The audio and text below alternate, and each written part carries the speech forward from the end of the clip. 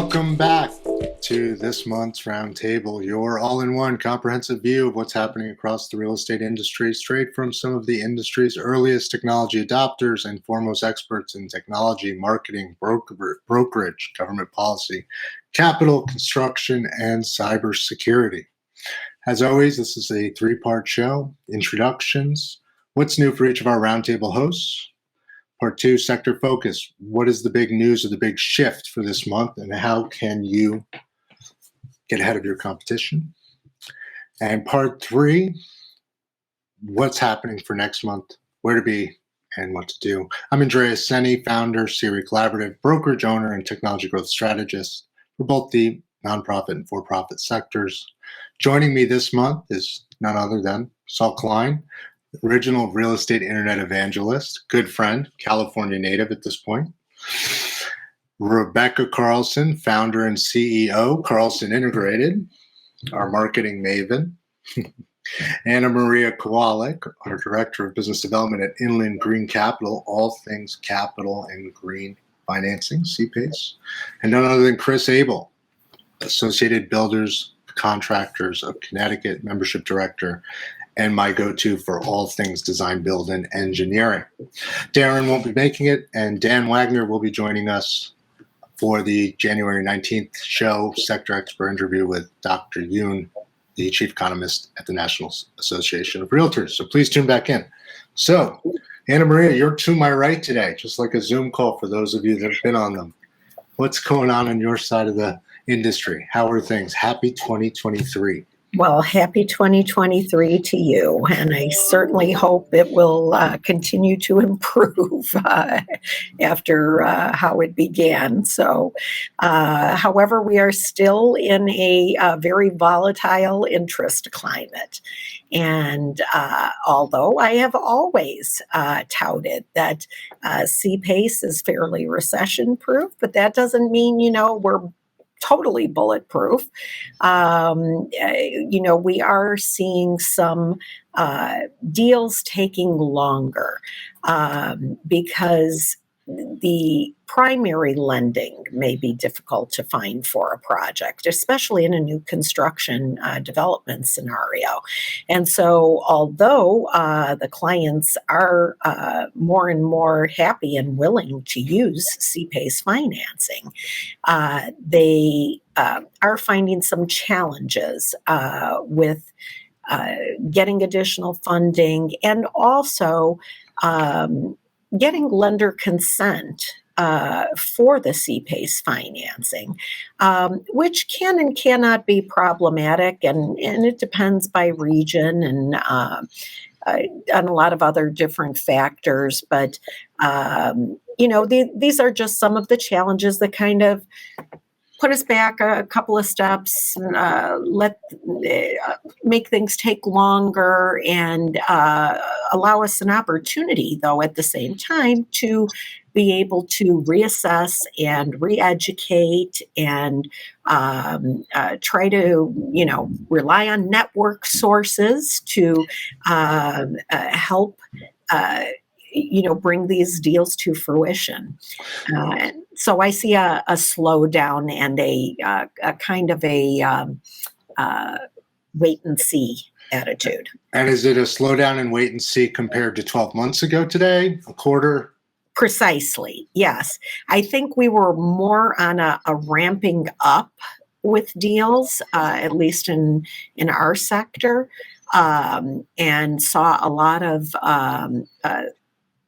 positivity on the horizon.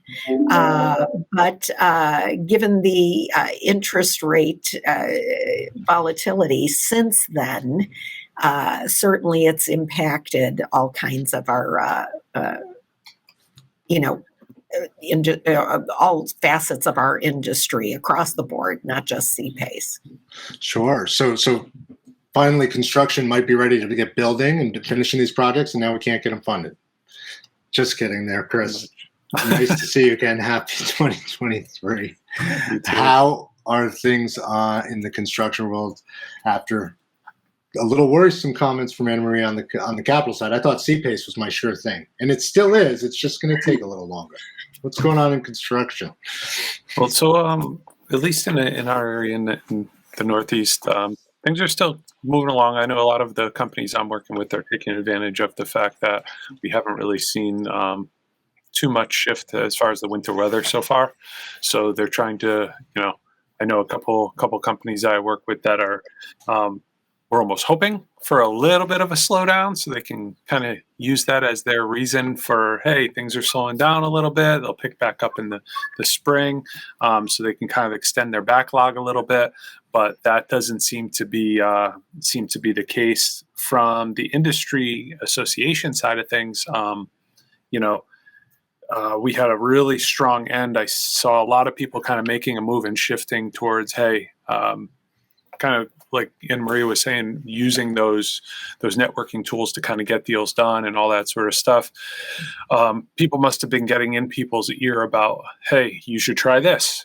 This is a good idea. This is going to get you there. So I saw a really strong end to 2022 and kind of a fast start as far as the industry association side goes, where as soon as a new year comes, it's almost like a gym membership where you go to the gym on January 2nd, January 3rd, January 4th. It gets pretty busy because all of a sudden everyone's going to, change everything that they're doing. I from my side of things, I get a lot of companies coming along and, hey, can you come sit in our 2023 strategy session? Can you come, take care of this? What can we do about hiring? Are there any construction career fairs out there? So I have no shortage of work.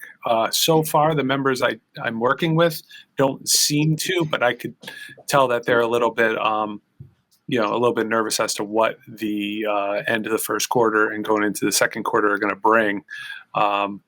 If they don't have a strong backlog lined up now. But this is also when a lot of them get quiet, where you start asking questions and they kind of go, oh yeah, no, we're doing well, or yeah, we have this or we have that. And if they aren't giving me exact kind of roundabout backlog numbers, or, oh, we have enough for this or we have enough for that, then from experience, I know that I need to, keep my eyes out for everything I possibly can to try to bring things to the table, because sometimes a $25-30 million job got pushed in my direction last week, and that can literally keep a company afloat and save a company. So I find myself digging deep into my resources and using my networking tools to try to, keep everyone moving in the right direction as best I can. Well, we've said it many times over, your network is your net worth. That's why we're in the real estate business, growing it and building it. So you're 12 months ago today, you're feeling better for your industry? In a lot of ways, yes, because I feel like the supply chain stuff, I'm not really hearing much about. The pain points were so prevalent 12 months ago, and they were so vocal about them, that in that sense, I am feeling better about it.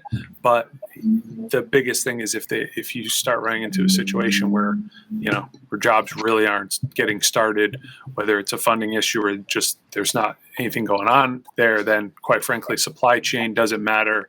How many employees doesn't matter, because you might have people jumping ship and going somewhere where they can stay busy. So in that sense, I'm kind of on the fence. In that sense, I am a little nervous for what the next few months are going to bring. From a bigger scale, from a larger scale, not, can I get the fasteners? Can I get the hardware? Can I get this? Can I get that? I'm having trouble finding plumbers. I have too much work I need my next job to come in the next people few need weeks. To commit, the uncertainty to go forward. Small jobs too. I'm seeing a lot of companies, digging into some of the smaller jobs that they probably wouldn't have interest in 12 or even 24 months ago, quite frankly. Oh. But they'll take it. Well, so which brings us always around to marketing. How is the world spinning it all in 2023? Rebekah, how are things on the marketing side and the brokerage side? Carlson Brokerage is doing well over there. I've seen some listings go up. Well, things have been very busy. So we've actually continued in the trajectory of 2022, and it's been a growth period of time for us. And I'm sorry, my cat has decided that he wants to be on the podcast today, which is super awkward. And so they did it for the Yule log on TV. Yule log with friends. It's okay. So things are on a growth trajectory despite the uncertainty. Trajectory, and I think that whenever there's any sort of retrenching in any market, people examine marketing. People who may have been really busy working on deals and working through things suddenly are like, oh, I need to start thinking about a little bit of strategy. I need to wrap my messaging around all of the activity that I've been doing and see where I'm building for the future. I actually spent a lot of time, and I have just over the past couple of weeks, talking about aspirational elements of business, talking about, okay, so you've done all of these things, but where do you want to go? What do you want to be? What do you want to do? And it's really fun to be able to pose those questions to business entities, to pose them to individuals who are building their careers, because it takes on a whole different thought pattern versus I'm just my experience versus my experience is accretive to who I am in my growth as a company, as a person. So those have been very key elements of conversations that I've been experiencing. Again, and we're talking with big entities and with individuals. We all get to spend this time doing a little bit of retrenching and defining who we want to be for the coming year, which is fun. Well, is it, and redefining or defining who we want to be, is that being hyper selective of what business we're going after? So you've been through a few of these economic headwind periods, and that's what I see is everyone being very selective. They're retooling to go after certain aspects or to double down on things that they know will make it through the uncertainty of financing, smaller deals, whatever, what have you. Car washes, in Saul's case. It's raining. Hey, I'm sure there's a special with rain, something you can do.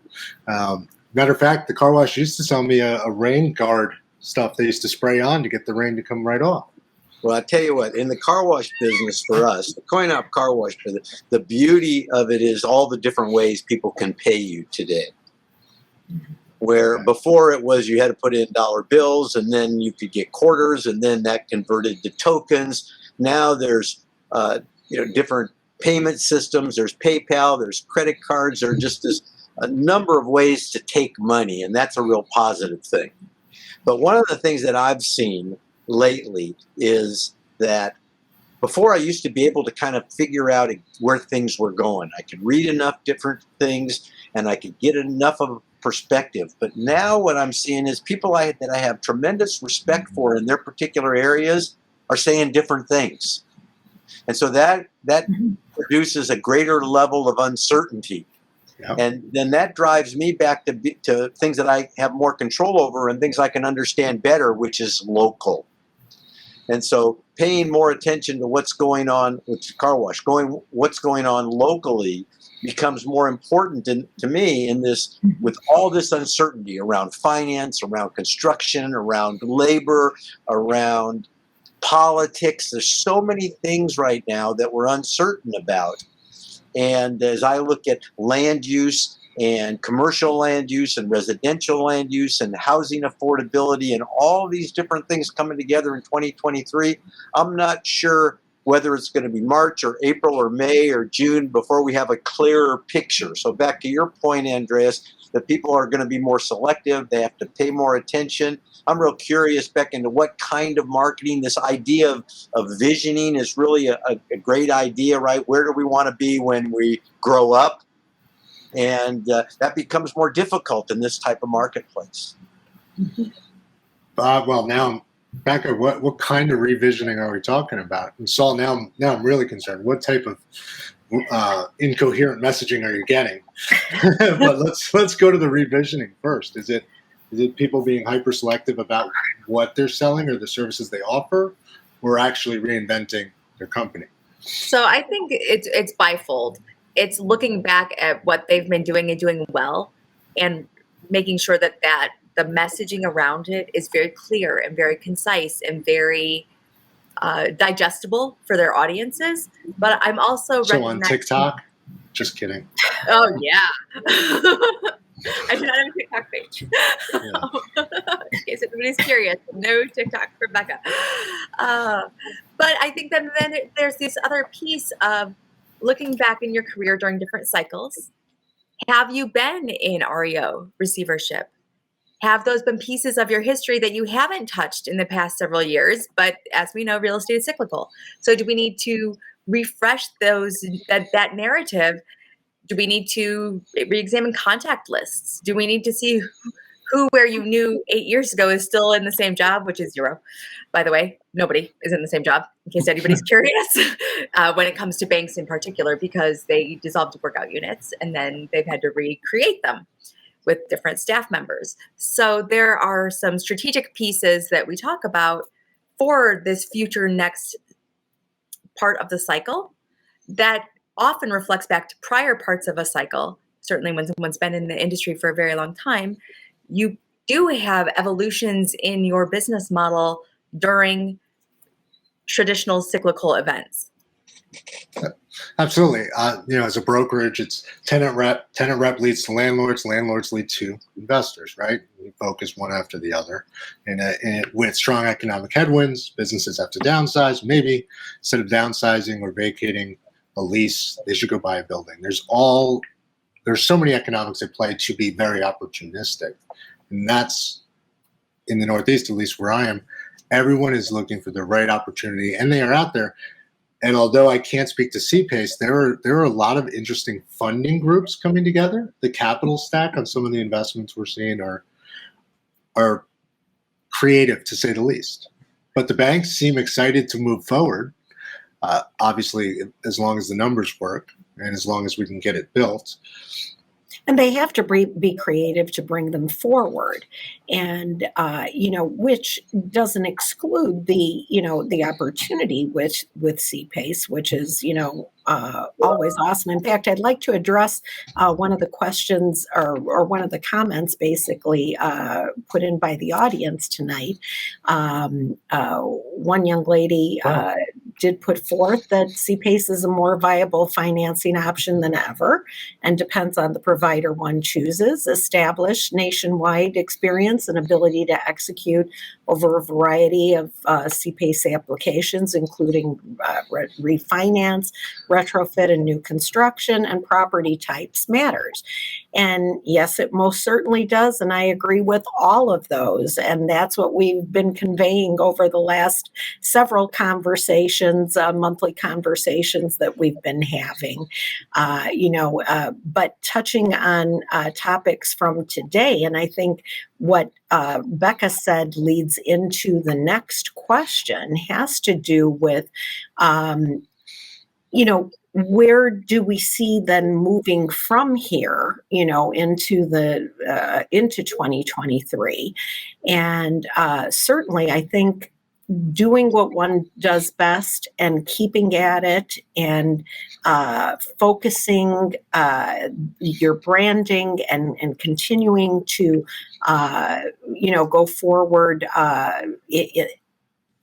despite everything that's happening around you, is probably the best, most solid, way of moving forward. And so I still have every hope and positive thought about CPACE being, a great option in 2023 and moving forward. And so, we're all just going to weather the waves and kind of bring that boat back to shore. So.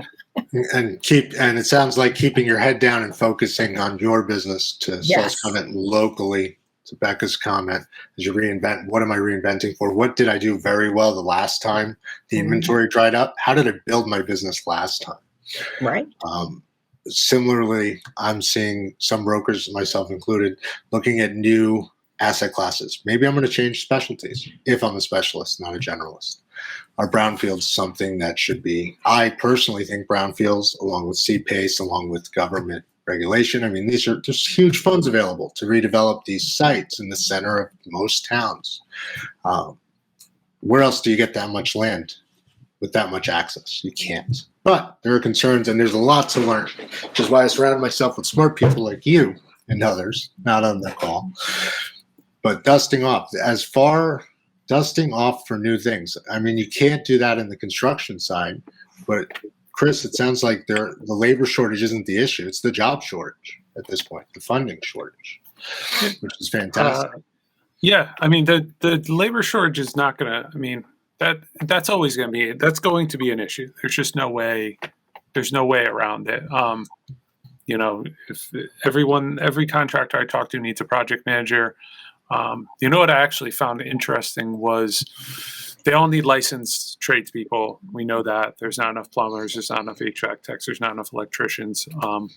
But in regards, I've had a few of the recruiting and the staffing firms and things of that nature where, you know, there's a lot of headaches there. You know, it's a tough job. It's a tough gig. You're trying to find, you're trying to find the right people and the right fit. But at the same time, you need to be able to earn your living. You need to be able to put people that are in front of you into positions. And a lot of these companies are for lack of a better term, desperate enough to say, hey, you know what, send me whoever you got. I'm seeing some of you in those firms, some of the staffing and the recruiting agencies, if they have enough construction background now, some of those people going, you know what, behind the scenes, I'm going to go and I'm going to get a project management certificate. I'm going to take the knowledge that I have, and they're going on and they're going, there's so many jobs out there. I'm the one staring at them every day and instead of trying to find people to fill these jobs, let me just apply. Let me get out there. To Becca's point, if someone didn't have a new job that you knew up until now, check LinkedIn tomorrow and see what happens, because every single day I'm getting notifications. This person either got promoted or they went here, or they went there. So I've even seen some of the staffing and recruiting people saying, you know what, I'm might as well put myself out there. It's time for a switch. This is causing me a lot of stress, a lot of strife. I think I have enough knowledge to get out there and really help one of my clients in most cases, obviously. And then it's that relationship side of the job force is just, you know, people really digging in and trying to find out who they know, opening their mouth, letting people know if they're happy or not happy. That's usually the case. I usually get people coming and mentioning something to me, and then I'm able to say, hey, if you're going to look anyway, let's try to keep you within my network, and let's try to keep you moving in the right direction. But the labor shortage is not going to just go away just because there's just not enough people, especially on the licensed side. Tradespeople, skilled tradespeople, absolutely. Yeah. Oh yeah. The numbers are up for apprentices, so that is good. So. And the numbers are up for your association. More people looking to network, so that is also good. So I'm hearing some good news all around, which is all good things. As far as employees, changing and getting certificates, I have seen a tremendous uptick in certificate programs. People's upskilling, taking the time to upskill in one way or another. So at least in the Northeast, Becca, Saul, is same in your industries. Everybody upskilling during the downtime. I mean, we've got this 6 months of either I'm being very opportunistic and I'm going to be a hyper sniper about the deals I do, or I'm waiting. But why you shouldn't sit on your hands and wait? That's not good business. So what are they doing? What are you? Yeah, so I'm seeing more people offering opportunities for people to upskill, increase, right, to upscale, and right, so we see that you got all kinds of new things offered to people, marketed to people, and then you got people got more time, so that they'll probably start to take advantage of some of this, and so overall you should end up with more skilled, more knowledgeable workforce or people in general. And here in California, and across the country, affordability is still a big issue. Mm-hmm. And so how do you make property more affordable? Can you build it cheaper? Right? Well, maybe you can to a degree if you get the right regulation. I don't mean you build it not as strong, not as good as you built it in the past, but maybe you don't have as many parking spaces required per unit, so that helps you bring the affordability down. You make smaller units, you get density bonuses, and so those types of things are available, but you have to go out and look for them. And of course, that comes back to the local difficult issue. Andreas, we had a conversation this morning where I found a property here in San Diego that had it's an Italian restaurant, and a developer bought it. And before, if you bought it and tried to put residential units on it, you might be able to put 25 units on it. But now he's going for like 140 units on this. And because it is within walking distance of mass transit and the density bonuses are available, less parking is then required. It allows you to build more units. You can build higher than you could build before. So those types of things are out there, but you have to look for them. And it's easier to look for them if you see them when you're driving down the street than if there's some place across the country, right? Well, I'm a huge fan of Google Earth, but yeah, I agree wholeheartedly. Driving down the street, identifying. My grandmother flew a plane. That's how she identified. But you're right. And not only are you right, I will put that ahead of brownfields as the biggest opportunity today for those willing to look and find them. There are so many municipalities behind on affordable housing in such dire need. And what most people don't know is when a municipality is behind, you can come in and write your own rules. You can ignore zoning. You can build it as tall as you want to build it. And that's a huge potential profit if you can afford to do it. Yeah, and you got to convince the town to get on board in some aspects. Go ahead, Saul. That's a big point. That's the NIMBY movement, right? Not in my backyard. So what we've got land use changes taking place, and there's always going to be resistance. And over the last 20 or 30 years, that resistance has been powerful and strong. But we've had changes in land use in this country before, and we're going to have it again. And so increased density is part of the future. Less driving is part of the future. And the sooner people figure that out, the better off everybody's going to be. And so that's being pushed by the government. We see funding programs available. We see rebate programs available, density bonuses to give the incentives to people to do this. And then you've got generational shifts where certain people of certain generations really like the idea of not driving as much or being able to walk to where they want to go. And while somebody of a different generation might think that's going to spoil the character of the neighborhood, there are other people that think that enhances the character of the neighborhood.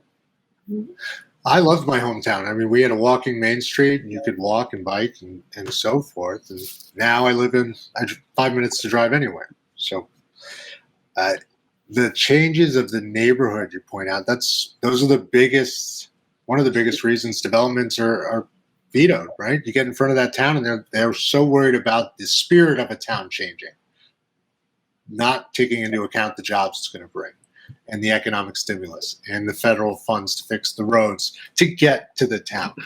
Or the obsolete housing stock, right? Yeah, sewage or septic and sewer, yeah. Needs to be rebuilt. Yeah. And this has happened before, right? We haven't lived through it, but the country has gone through these types of land use changes in the past, and it's happening again. So it's really interesting. It's just really interesting that it went in that direction, because I in my own hometown, I literally listened to for about 2.5 hours at the town hall meeting last night in my own hometown. Just exactly what you're talking about. Like, Saul, you and Andreas could have been two of the people sitting in that meeting having that conversation. Building on swampland type stuff and all different things. I had one reason to listen in, and it has to do more on the school side of things and how close buildings are even put to a school. But the topics that got brought up were really, across the board, and that it's like must see TV. That's what kept me on my phone for 2.5 hours listening to nobody I actually knew, but essentially my neighbors voicing their opinions. So it's definitely interesting that we shifted in that direction, because I'm wondering if you happen to be. Yeah, I wonder if both of you happen to be in Connecticut. So Saul's like, nope, I'm staying here. Well, but it's happening everywhere. It's at zoning meetings everywhere. And actually, speaking of zoning meetings and downtime and upskilling, Many of us have volunteered in different areas on different boards. And if you've got 6 months to burn, why not volunteer at your local zoning board, planning and zoning, and see how you can become embedded to grow your network. I mean, that's what we're teaching now in our new boot camp over at EAC to our new agents. Get involved somewhere. Everyone on this call is involved with different charities and such. Is that still true, Anna Maria? I have been for a long time. I'm kind of on a pause presently, just because I'm taking care of my elderly parents, and that I'm blessed to have them both alive. But it's fairly overwhelming, and so timing is an issue. But I do support financially what I can when I can, and so that's what I'm involved in. But I just wanted to look back just a quick second at some of what was being said about zoning, et cetera. A lot more sustainable types of programming, let's say, being put into zoning with new local laws and recommendations, both for, especially on the electrical vehicle charging infrastructure, and also just various codes needing updated requirements. And so where our particular industry, it never really had certifications per se. There were the lead certifications at the various levels and things that one could get. But now there are more and more certifications becoming available under the sustainability umbrella. So just something to look out for, and some great opportunities for new workforce to get involved in. And, because I've always enjoyed mentoring younger people coming into their career choices. And I think that this is one area that's certainly going to continue to grow. And so it's the place to be. Well, and I couldn't agree more. The question I was asking is, are you mentoring the next generation during this time? You said you're already out there, you're having to re-educate your clients. Yes. Are you now also so at EAC, we're taking the time to train a whole new school of agents, right? Because they've never been through it. And we're using their energy combined with experience to push forward through the next 6 months. So on the CPACE side, it's the same. Well, we've got a lot of young people now. In fact, there are more real estate degrees that are coming out of universities. And so, many of the graduates from those programs, especially the higher education, are do have a kind of mindset of where they want to go with that real estate background. But there are others who are uncertain. And so as I speak to people, I always invite them to take a look at, down sustainability lane and seeing what they can find. And that I would be glad to help them find resources and connections to be able to decide what's the best route for them. Andreas, you made a great point about volunteering now. And participating if you can. Years ago, I volunteered for something here in San Diego called the Mid-City Revitalization Task Force. Now, there was great benefit in participating. It was a city council task force. You didn't get paid anything, but you met all the people that were interested in building things. And so you were in this position, you got to meet people. That helped from the networking perspective. And then the other side of it, you knew what was happening before anybody else did. So you knew of the low interest rate loan programs. You knew about the rebate programs. You saw what properties were eligible for those types of things.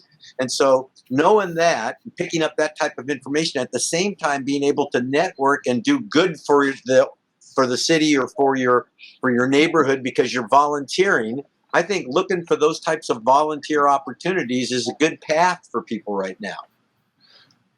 Well, planning and zoning is full where I am, but they do a great job. Shelton's one of the top 10 cities to move to and live in, thanks to a robust development of mixed use and office and Cinto and so forth. And the brokers out here doing a great job. But there are other opportunities to volunteer, and it's funny. I remember when I just started into tech, 2015, formally went into tech, and I was consulting, and I was in rooms that it would have taken me a lifetime to get into. Heads of associations, large institutions, and those relationships are carried through. So volunteering anywhere and everywhere, showing up. I like the Christmas movies and all of it, but I saw one where the whole HOA gets together and does a big thing for the town and invites everyone in. And I went, wow, every one of those business owners in that town know who to call, and you know everyone on a first name basis. That's hard to replicate sending out business cards. Well, that gets back to Becca's point on visioning. So part of your vision should be where you want to go in this particular area, in the volunteering area, and how that might enhance your business. Becca, I'm curious. We're hosting open house forums. We're bringing in our partners to come in and teach. Talk to us about what CPACE, as an example, anything and everything to help bring in the community. Are your clients doing the same? Is that part of that visioning process? I haven't seen, I shouldn't say that. I have some clients who are making a concerted effort in relations towards facilitating education opportunities for their stakeholders, whatever that may be. So that might be clients, but it might be investors. So I have a handful of them that have added that to their marketing plans for this year, which I fully support and I'm very excited about, because the stories are so much more enriching when they're told in a physical environment, for instance, or even a podcast where there's a strong panel, something like that, where you can really touch on all of the different facets of their businesses and educating what they're doing. I'm very excited to see those sorts of pieces come through. And I did want to put in a little plug here, of course, for the Northern Illinois Commercial Association of Realtors, which is near and dear to my heart. And I have been honored to be on the board for many years. I went through all of the executive board positions, and I'm delighted to just be a plain old normal board member. And all I have to do is not get all of the executive board emails, and I still get to interface with our membership, which is very, very important to me. And I would say that in addition to aiding in my career, it's been unbelievably beneficial to learn how the brokerage community is perceiving changes in the industry, to talk about best practices, and certainly to help if there's things that I know how to do that they may not know how to do. I love having those opportunities. And so the Northern Illinois Commercial Association of Realtors, NICAR, is been a very important part of my life, and I'm continuing to volunteer there. And we're always trying to engage people to spend this time. Since you guys are talking about this quiet time, we are actively working on filling committees, because it's a great time for it, because people do often have a few extra minutes on their hands where they can serve and be part of the visioning of an organization. So the visioning practice doesn't just apply to individuals and companies, but also to an organization. And I can vouch for both Rebekah and the NICAR Association, because they've invited me to speak on CPACE, and it's been wonderful. And I can see Becca's personal passion for the organization and doing the work. So I am a testimony for all of the above. Well, wait, while you're talking about that, I'll throw this in, that I truly believe in participating in your association, be it commercial, be it residential, be it construction. And when I first got involved, I went to a meeting many years ago to They used to have luncheons, believe it or not, right? They And still we would do. go to these luncheons. Yeah, we'd go to this luncheon, and we had a speaker. And I remember walking out of that meeting and saying, you know what? I want to serve as a member of this board of directors. And I decided in the parking lot that day, and I took about 15 of my agents with me. I said, I want to be the president of that organization. And it took about 7 years, and I was the president of that local association. And I got to participate at the state level, and I got to participate at the national level. And I told our chief executive, at the time they called them association executives, our staff, I was the volunteer. I told our staff guy, I said, I want to volunteer, and I want to turn my volunteer efforts into a multi-million-dollar company. And so and how do you do that? Through networking and through visibility and through helping people and teaching people. And sure enough, we were able to do that. And it goes right back to being in that parking lot that day at that meeting saying, I see lots of good things happening here, and I want to participate, and I want to help, and I want to meet new people, but I do it with an intention, and there's nothing wrong with having an intention.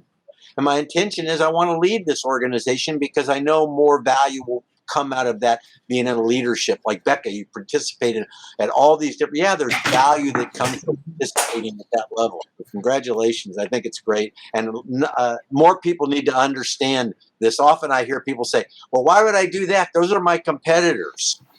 No, they're your partners. They're your partners. Everyone in real estate is your partner. You might compete on a deal, but otherwise they're your partner. I would say a small piece of advice underlying tone coming from what Saul was just saying, what everyone's just saying. It's just coming, especially if it's a slower time, especially if you have this minute, start coming from a place of yes. And that's kind of what that's what I did. A couple of years ago, I was always kind of stuck in that spot. Like, why would I do that? Kind of like what Saul was just mentioning. And then kind of turned around and started coming from that place of yes. And I'm starting to see when I started with ABC, I didn't know really anything about trade associations, any of that sort of stuff. It was there, but I didn't know anything about it.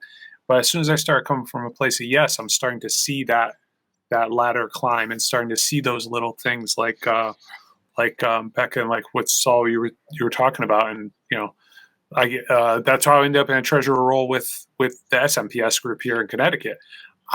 Any treasurer for ABC is usually a CPA, and usually from a pretty high level firm. So my vision of a treasurer was two things. One, the kid who did it in high school, a long time ago, and two, the ones I saw on the board who were like, the partners at Markham and the partners at some of these big firms.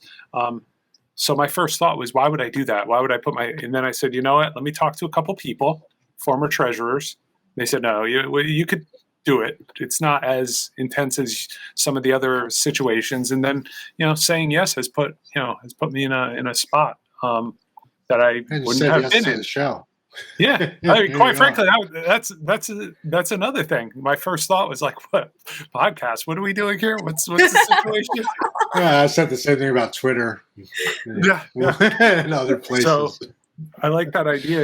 If you come from a place of yes, and what's the worst that could happen?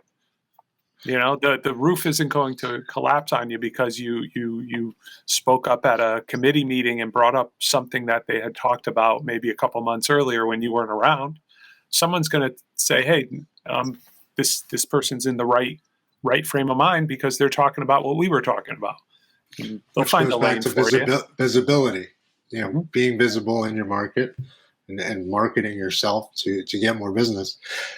It's you were talking about yes. And it's funny, there are some deals that I've pushed out that I did not think would be yeses. And they are. It doesn't hurt to try. At the end of the day is really what I'm saying. And I'm super hopeful for 2023 for a good reason, because everybody on this call is talking about all the time they have. I do not have any extra time right now. So I am clearly in the wrong state. The brokerage side. There's just a lot going on. And that all being said, car wash aside, marketing aside, brokerage aside, how are you feeling in general as a community coming into this first quarter compared to a year ago, where It's 15 minutes, part 3 of the show. What is the biggest takeaway you want to give to the people tuning in for their business, for them personally? It's been a long 24, 36 COVID, post-COVID period. Here we are today, hopeful. I'm hopeful. And Maria? I'm very hopeful, and I know that the future is green. And basically, we build on our past successes, and so there's a lot there. There's more coming. Even if it takes a little bit longer, that's okay. And just because it takes a little bit longer, to your point, Andreas, it's not that we're not busy. We're very busy. Oh, of course. In fact, don't have enough time to go around. But ask a busy person to do something. Right. And that's the key always. That's been my mantra all my life.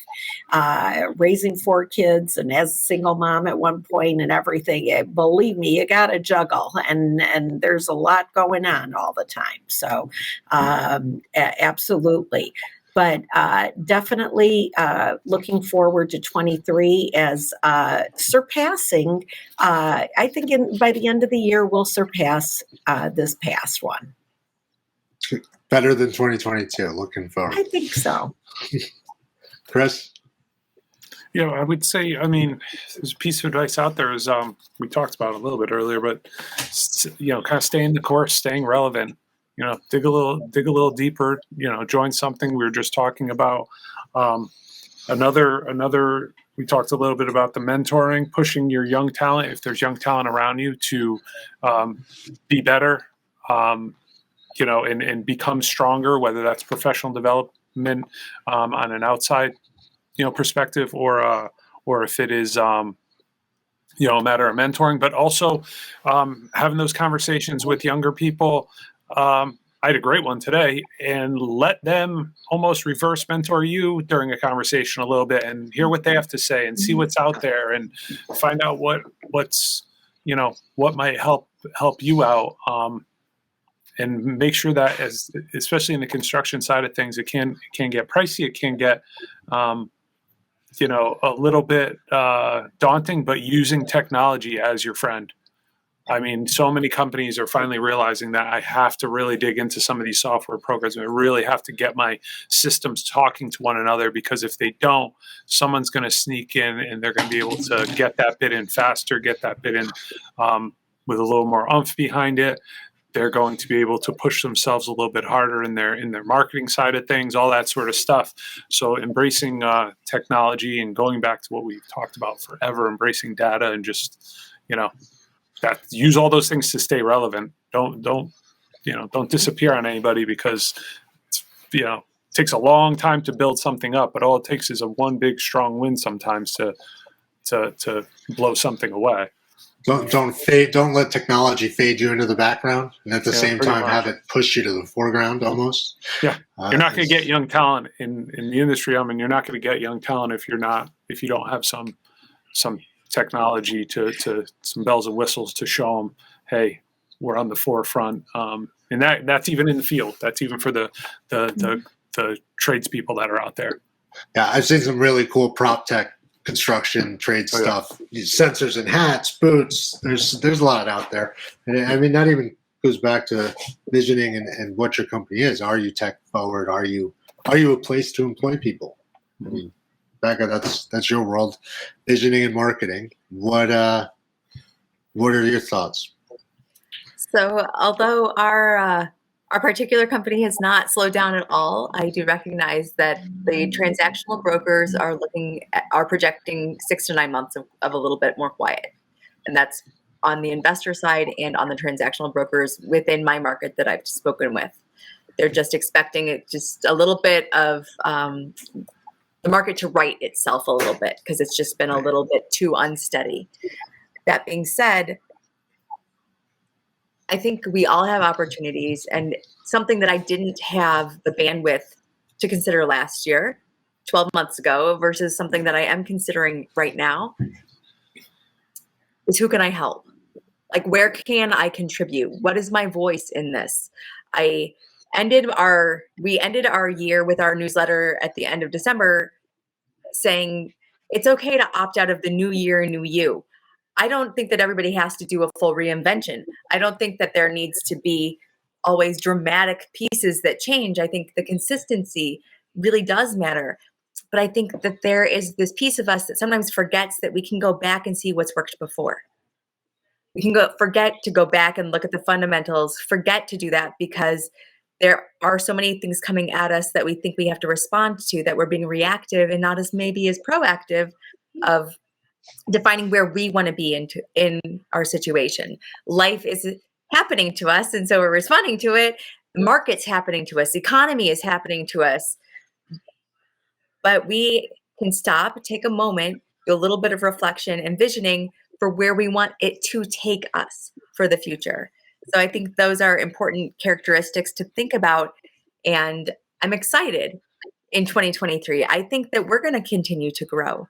I think that our clients are going to continue to grow, and we're going to keep serving people who do incredible things in their businesses. And I love that. I love being able to make introductions to people who need to talk CPACE with someone, to Anna Maria.